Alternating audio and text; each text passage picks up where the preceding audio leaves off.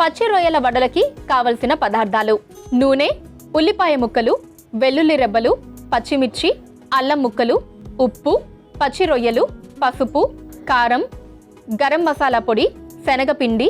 పచ్చి రొయ్యల వడలు తయారు చేసుకునే విధానం: ముందుగా స్టవ్ ఆన్ చేసి డీప్ ఫ్రైకి నూనె వేడి చేసుకోవాలి. ఇప్పుడు మిక్సీ జార్లో ఉల్లిపాయ ముక్కలు, వెల్లుల్లి రెబ్బలు, పచ్చిమిర్చి, అల్లం ముక్కలు, ఉప్పు వేసి ఒకసారి కచ్చాపచ్చాగా మిక్సీ పట్టుకోవాలి.